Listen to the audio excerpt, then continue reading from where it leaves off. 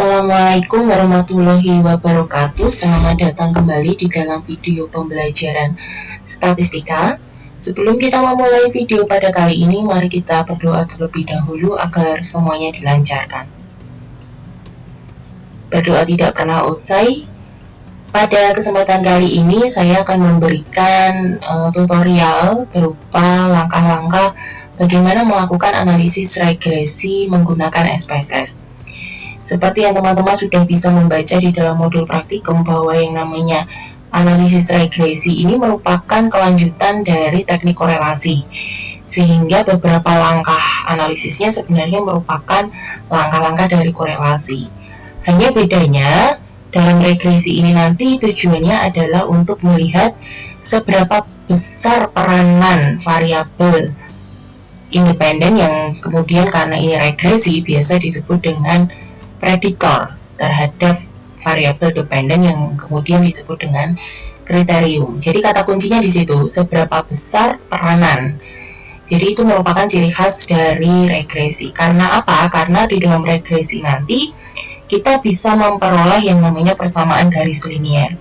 Sehingga dari persamaan garis linier tersebut kita bisa mengetahui sebenarnya berapa sih besar peranan dari prediktor itu terhadap kriterium. Nah, analisis regresi ini sebenarnya ada dua ya, yaitu regresi linear sederhana yang akan kita praktekkan sekarang, dan juga regresi linear berganda. Nah, mulai apa sih yang membedakan? Jelas yang membedakan pastinya adalah jumlah dari prediktor. Jadi kalau regresi linear sederhana seperti di sini ya, ini hanya memiliki satu prediktor dan satu kriterium. Sedangkan kalau linear berganda itu bisa lebih dari satu prediktor. Maka kemudian persamaan garis liniernya juga biasanya berbeda. Kalau regresi linear sederhana itu persamaan garisnya biasanya Y sama dengan A plus BX plus E itu adalah error. Sedangkan kalau linear berganda itu biasanya karena prediktor lebih dari satu, maka menjadi Y sama dengan A plus B1X1 plus B2X2 plus seterusnya sampai dengan BNXN kemudian plus E atau L. Nah, terkait dengan beberapa uji asumsi atau syarat dari regresi, teman-teman bisa membacanya di dalam modul praktikum.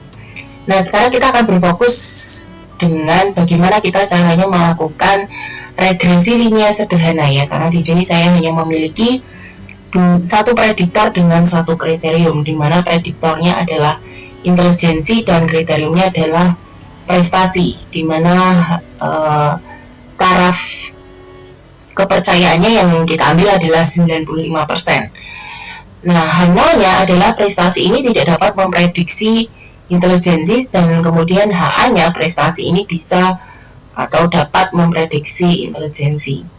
Nah, apa yang harus dilakukan? Yang harus dilakukan adalah terkait dengan data di sini, teman-teman bisa melihatnya di dalam modul praktikum. Jadi teman-teman bisa membacanya di dalam modul praktikum.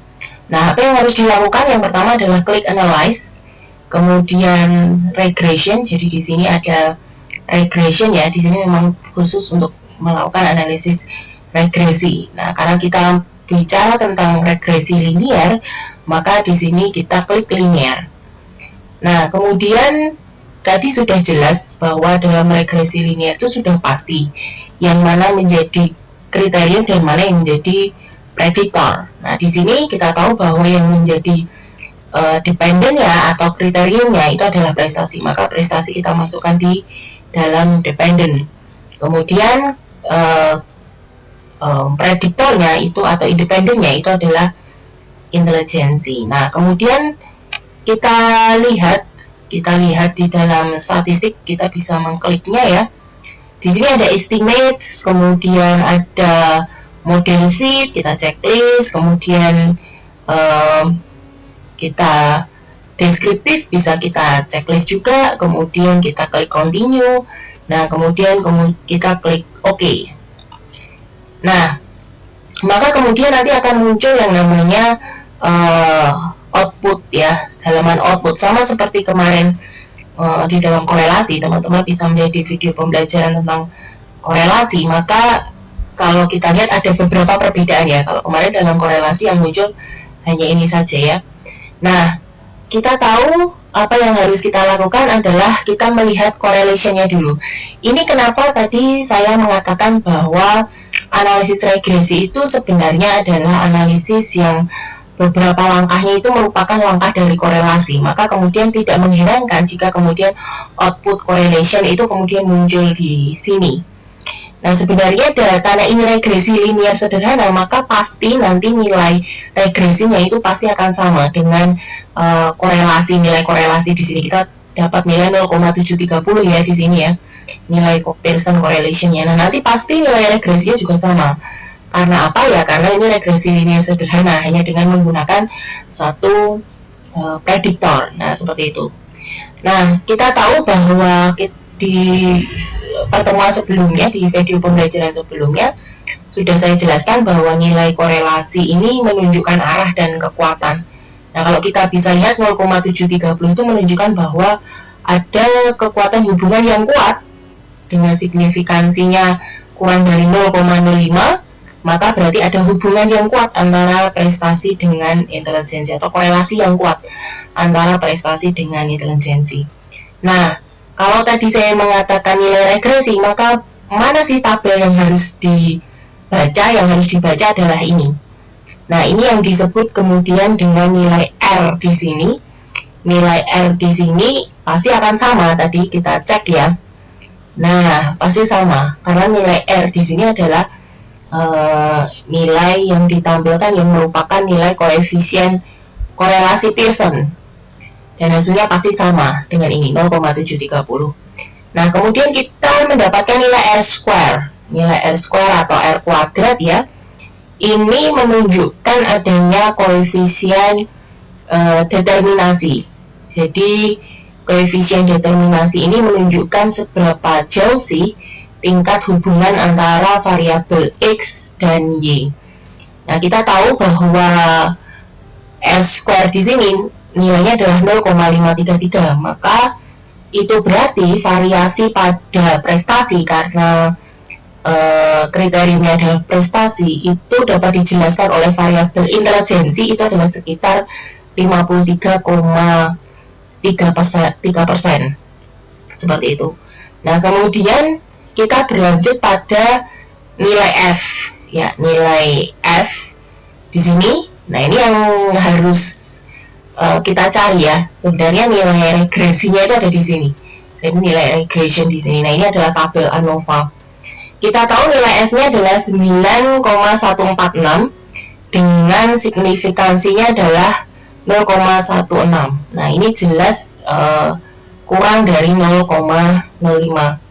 Maka kemudian menunjukkan bahwa model regresinya fit, sehingga persamaan garis regresinya nanti bisa digunakan untuk memprediksi X terhadap Y.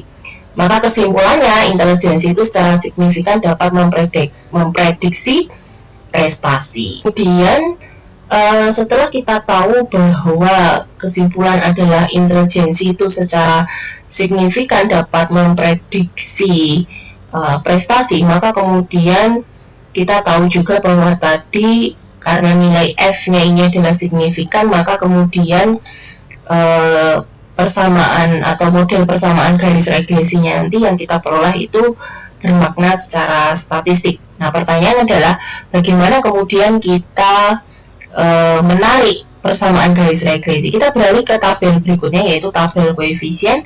Di sini kita memperoleh, kita lihat pada kolom B atau unstandardized coefficient ya, di sini nilai B.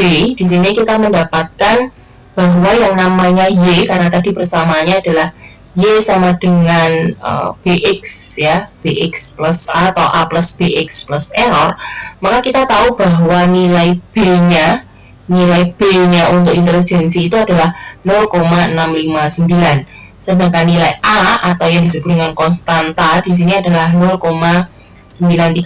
Maka kita bisa tarik garis atau persamaan garis regresinya adalah Y sama dengan 0,659X plus 0,930 plus error. Nah, karena kita tahu bahwa konstanta di sini ternyata signifikansinya lebih dari 0,05, maka bisa tidak dituliskan. Maka persamaan garisnya adalah Y sama dengan 0,659X. Nah, kalau kemudian kita masukkan ke dalam nama variabelnya, maka prestasi itu sama dengan 0,659 intelijensi. Nah, itu seperti itu. Kalau misalnya mau ditambah dengan plus 0,930 tidak apa-apa, tapi karena 0,930-nya itu tidak signifikan, maka sebenarnya tidak perlu ditulis.